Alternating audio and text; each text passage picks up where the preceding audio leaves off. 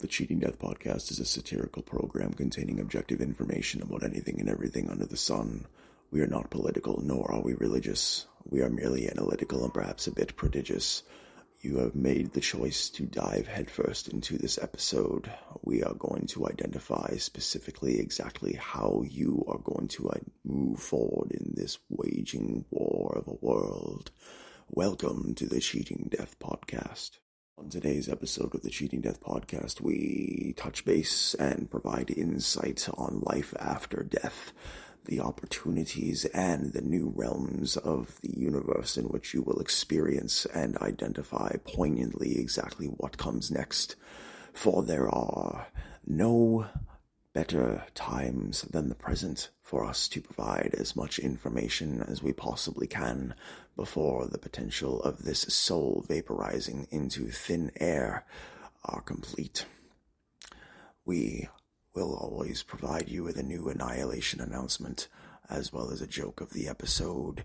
We provide you with a top 5 list of funeral ideas, and so much more throughout the point of this podcast. So, dear listeners, by now you know what to do. Grab yourself a coffee of the iced variety, put your shoes up on that table, and let us tell you how you will be able to cheat death.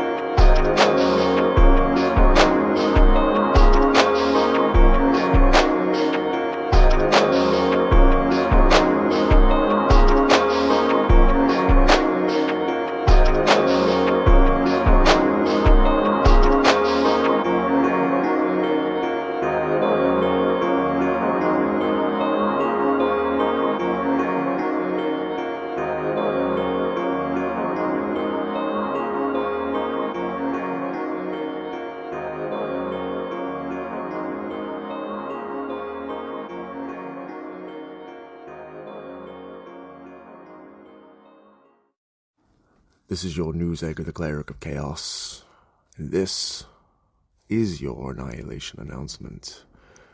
Over the eons, the eras in which we have experience in delving through and progressing beyond, so many questions are still prevalent in this particular situation and in this land.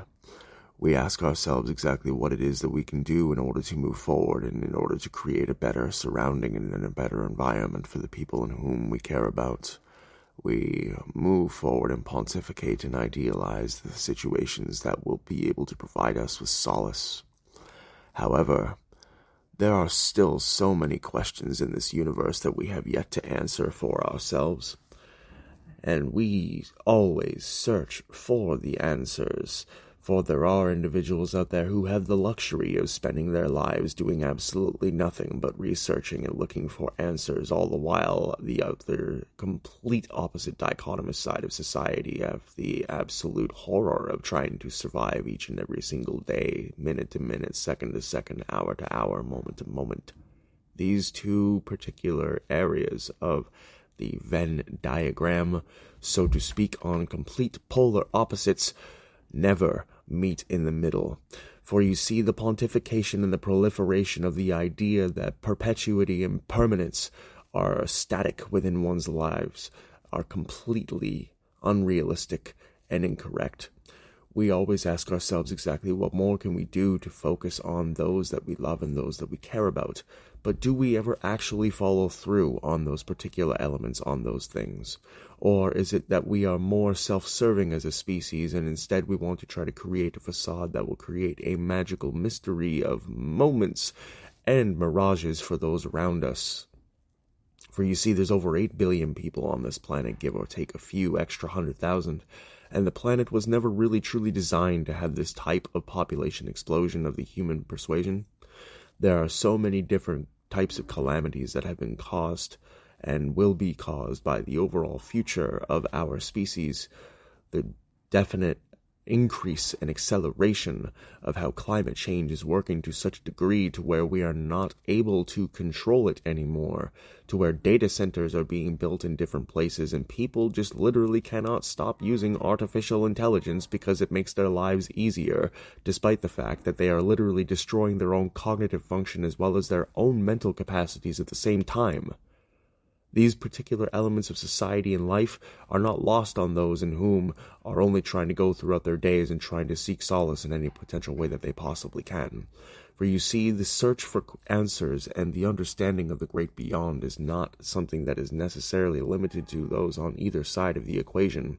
Finding yourself and finding the answers to the questions that you seek are not the end of time for you or anyone else involved. Those answers, regardless of what they hold or contain, will not be the end of your existence, nor will they be the end of your particular mission or journey or path.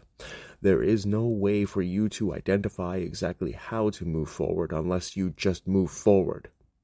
It does not matter whether the obstacle is tall, wide, corpulent, or radiant. You must move through it. You must configure, and you must absolutely do everything you can to fight the evil and the demons and the depths and the depravity within. We have no excuses as human beings. We have access to unlimited information. We have access to technology, communication, socialization, and yet there are still people on this planet who vehemently and ardently refuse to do even the bare minimum to help those around them, or to take care of those in whom gave them birth, or to assist in any way, shape, or form with making the earth a better place, all using various forms of mental illness as an excuse, or using various forms of emotional illness as an excuse. You know what, dear listener? It is perfectly fine that you may or may not have a mental or emotional illness, or a described or prescribed psychiatric issue, or a sociological issue, but that does not necessarily negate you from the ability to try harder, for you to fight longer. And given the nature of today's surroundings as well as our existence as a whole, you owe it to yourself to do your very, very best to be the best version of yourself that you can be for you. And then you will be able to move forward and help others with their particular paths and points of contention. But until then, we as a species, we need to do better. We need to try harder. We need to fight longer, and we need to be better to each and every single person around us, regardless of circumstance. Because each and every single organism on this planet has a capacity for both emotional as well as physiological discomfort. And the moment that we cross that bridge, we do not understand the capabilities of the resilience, of the path, of the war, of the strength of that individual, of that group, or of that particular organism that which it contains. We must do what we can to fight with every ounce of strength that we have to be good people and to try to encourage and nourish those around us. And until we get to a point to where we are genuinely concerned and genuinely actually wanting to help those around us build, grow, and develop, we will need to continue to hit the locker rooms of lessons. We will need to continue to read the textbooks and the languages of perseverance. For you see, humanity may be at an all-time sociological and technological high, with the exception of the Tartarian civilization, but we suck as people. Overall and collectively, we need to do better. And if we have any hopes to become a Kardashev Type 1 or Kardashev Type 2 civilization, then we will need to abolish a lot of things that make life a lot more difficult than what it needs to be. This has been your news anchor, the Cleric of Chaos, and this has been your Annihilation Announcement. Willkommen, meine Freunde. Guten Morgen, guten Tag und eine gute Nacht. Ist deine Reisende und deine Ausländer, deine Schauspieler, deine Künstler, deine Allesfresser, deine Cleric of Chaos und ich bin bereitester du heute und heute ist ein schöner Tag. Today, dear listeners, we touch on the very lovely topic of life after death, exactly what comes to the soul as they are crossing into the great beyond, and how it looks differently for different people. It is not based upon denomination or religious configuration. No, it is more simple. It's a lot more succinct. And this is the particular part of the program where I must warn you directly, dear listener. If you are a deeply religious person, and if you are 100% completely locked down in your belief and in your idea of the afterlife, you may want to skip to the next section of the program. However, given the nature of today's circumstances and socioeconomic conditions, we would be lying to ourselves if we did not at least ponder what life after death looks like every once in a while. Is it better than what we are facing right now? Is it potentially everything that we heard and read about in those lovely books called the Bible, the Quran, the Torah, and all the other religious texts that are existing in current modern day as well as earlier day culture? Dear listener, this is going to be one perspective. And when you take into account exactly what transpires throughout the course of your life, your destiny and your future are shaped by the choices and the decisions that you make, regardless of whether or not we have free will. We still operate under the premise and under the being that we as a species, that we as a civilization have full control, that we have full autonomy over our decisions, and as such what we do is we try to do our best with the time that we have, with the people we share our lives with the conditions in which we find ourselves in. But if you are open-minded and if you have a genuine curiosity and or reflective perspective about how your existence may look after your physical vessel vanishes into dust, note this, dear listener. When it comes to the very elements of scientific practice, regardless of how we see ourselves as organisms or ourselves as humans overall, the universe in and of itself within this particular observable universe at least specifically have identifiable laws, quantifiable speeds in which cannot in ways, shapes, or forms be replicated or duplicated. In these scenarios of time, it is imperative for us to note to ourselves that we do everything that we can in order to move forward in an age and in a time where we are not rewarded for the amount of years that we spend on this planet. Rather, what we do with those years is what matters. When you die, several things will happen. Your body will begin to shut down. Your organs will fail. Your brain, your heart, your lungs, your liver, your spleen, your kidneys, your intestines, so on and so forth. You know the gamut. You know all the popular actors and the characters of the human anatomy by now, dear listener. Of course you do. But as each and every single part of your body begins to shut down, and as you see exactly what is happening before you, your brain decides to play a veritable fireworks show, a veritable release of endorphins and chemicals that are very similar to consuming dimethyltryptamine or DMT in your regular everyday life. You begin to experience outer-worldly things, see entities and or organisms in which you may not have ever seen, nor may have not seen, period, within the course of a, let's just say, regular time period on this life. Entities like your families, entities like your friends, entities like spirits and souls and communications in which you may have had experience with when you were younger. All of this will be played before you as you venture into the great beyond, to the point it captivated scientists and medical professionals enough, to the point that where, throughout our lives, dear listeners, there was indeed several experimental procedures that gave list and way to the potential that the soul has a weight, that consciousness has a weight.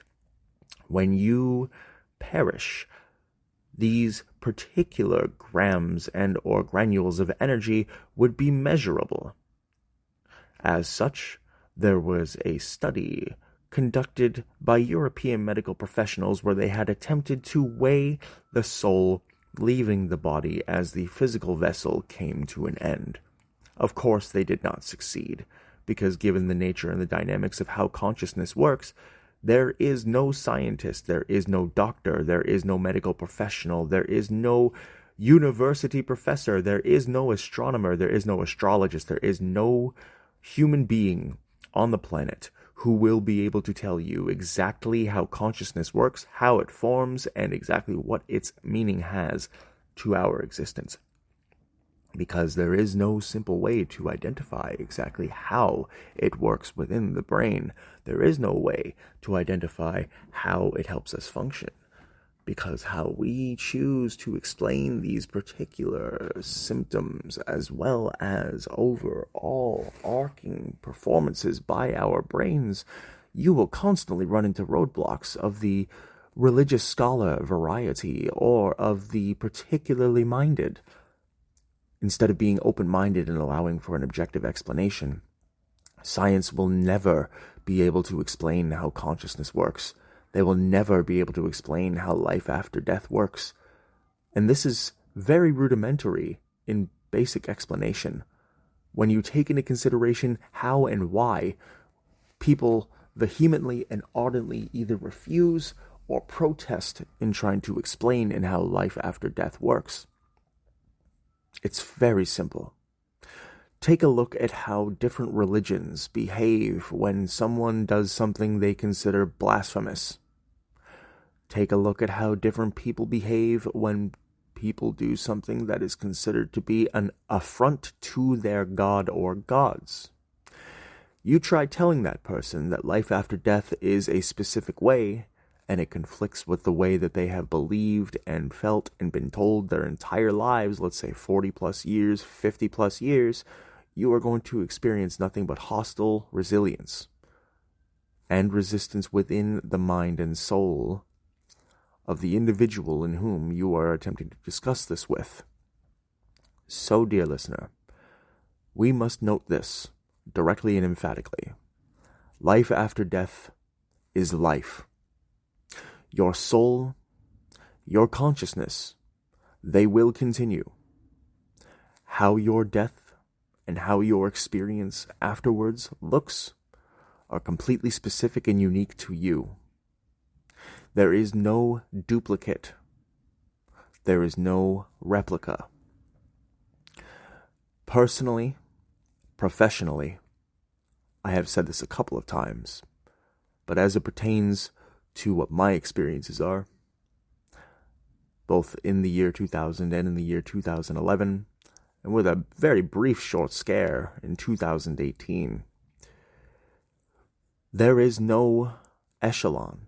There is no punishment. There is no permanent prison in which you will find yourself in. There is only a great beyond.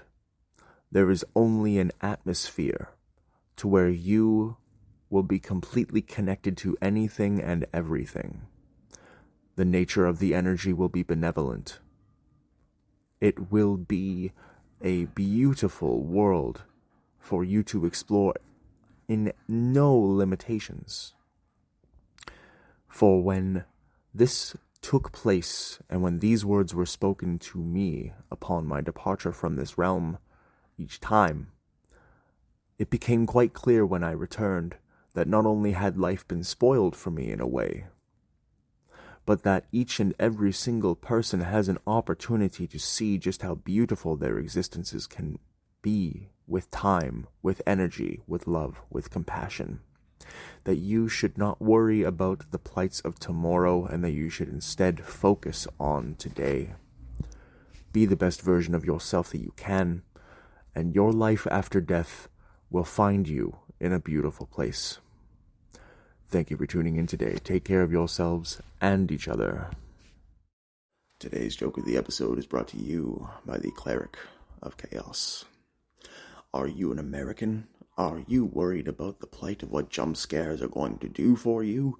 Fret no more, dear listener, for you are aware that Republicans do not believe in mental health. It is a figment of the imagination.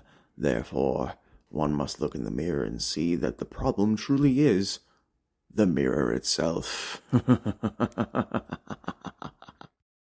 At the top of today's episode, we promised you a list of the top 5 funeral ideas. And dear listeners, this is going to be interesting and fun for you to listen to, because as you listen to this particular aspect of the program, you may very well be hearing the voice of a soul in whom is upon his departure from this realm, and it cannot be a moment too soon. For those individuals in whom have known and or knew the soul specifically would more than likely celebrate the departure with much snacks, delightful beverages, and cakes. So what we are going to do is we are going to continue to try to contribute to Earthrealm in every single way possible before the departure. Coming in at number 5, we have cremation. An excellent opportunity for you to place yourself into a container and give your chance a moment to shine when you are placed within either a mausoleum or you are placed on someone's mantle. Coming in at number 4, we have the standard burial. Of course, a standard favorite for many across the land. Coming in at number 3, we have the scattering of ashes into a reservoir or into a favorite area of the individual in question. Coming in at number 2, we have placing said ashes on a space shuttle and sending them into space. And of course, coming in at number 1, the top funeral idea is the one that means the most to the departed. What are your top 5 funeral ideas? Comment beneath this video or email us at thecheatingdeathpodcast@gmail.com.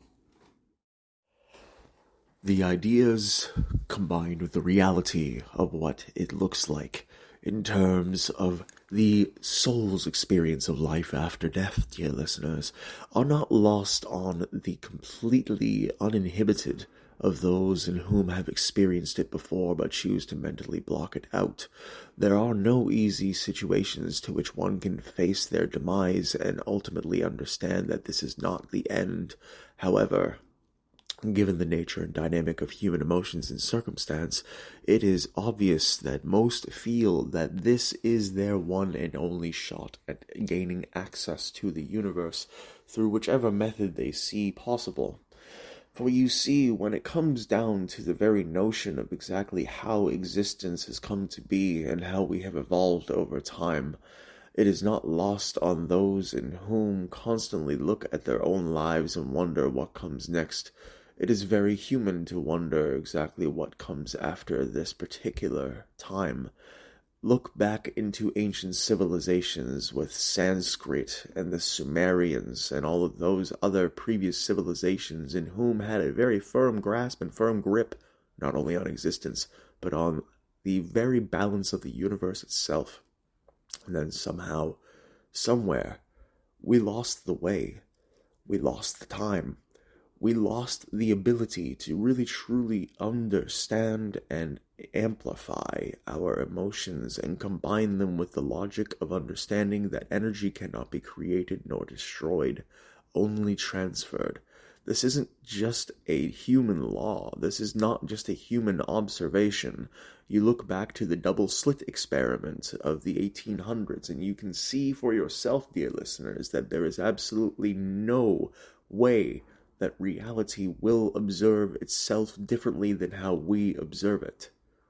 Particle theory, identifying exactly what comes before our existence, and not being able to actively remember before each of us pops out of the womb with a slap on the head and being told, "Good child, you are boisterous and bubbly. It is time for you to meet your parents."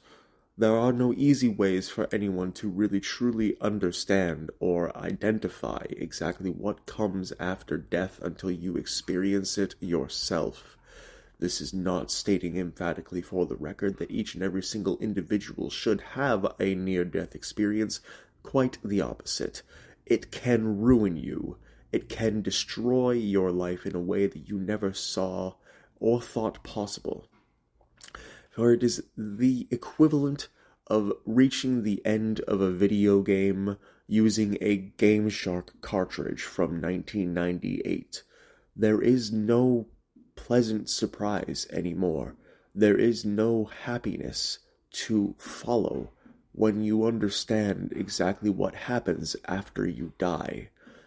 When we take into account the many different religious ideologies of what heaven or hell look like, they fail to take into account that these figments, these placements, these particular ideologies have absolutely no bearing in reality whatsoever. They're all twisted versions of the same story, perpetuated and told by people in whom have their own unique interests, their own spins on the situation, and more calamity inside of their minds that they need to expel and destroy by controlling people and their futures, their destinies, their minds, and their souls. Death is not something to be afraid of. If you are thinking about how your death is going to look, and you are concerned that your future, your soul, you will never be seen anywhere ever again, do not fear. Do not worry. For everything that we lead up to, including death, is inevitable.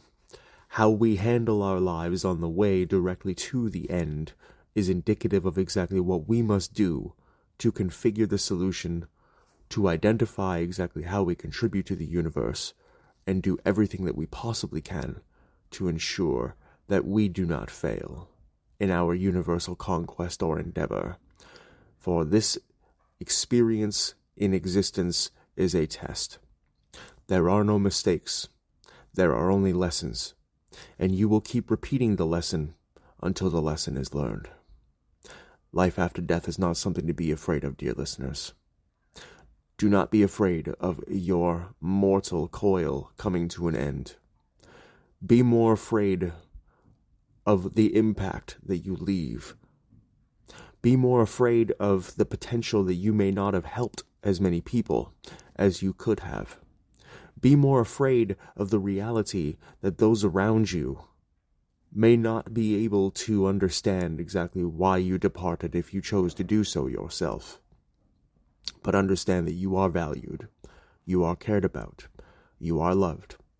And because of the subject nature of this episode, if in the event that you are feeling in any shape, way, or form like departing the universe of your own volition, please contact 1-800-273-8255 or dial 988 or 922 from your mobile phone if you are in Europe. There is help available. You are valued, and you are cared for. Until next time, dear listener, take care of yourselves and each other. The Shooting Death Podcast is brought to you by Nachdem Leben, CRDVC, Cleric of Chaos, and where you can find all podcasts on all platforms. Please follow us at youtube.com/@Cleric of Chaos, and where each and every single one of our social medias are listed at our pinned profile post in the episodes and in the podcast description. Please follow each of our consultants, directors, producers, friends, as well as associates of the program at their links in the episode's description as well on their Instagrams and all their social medias. If you would like to support the program, you may do so at any of the links in the episode's description by purchasing merchandise, a cameo, or buy us a coffee, or much, much more. If you or anyone you know is experiencing psychiatric duress or emergency substance abuse withdrawal or gambling issues, please consult the telephone numbers listed in the telephone section of the episodes and podcast description as well. If you or anyone you know is looking to purchase or acquire a adopted puppy or a cute kitten, please visit your local animal adoption rescue center as they are in dire need of your support. And visit yummypets.com/voice. Sign up for a free account and click the button every day to give shelter animals an opportunity for free 330 pounds of kibble each and every month. Dear listeners, there is no way to identify specifically the points of contention within one's soul. Only that we must move forward and do everything that we possibly can to analyze and to proselytize our own situations to an undeniable degree. Do whatever you can. Fight for however long is possible. Remember, we are pulling for you. We are all in this together.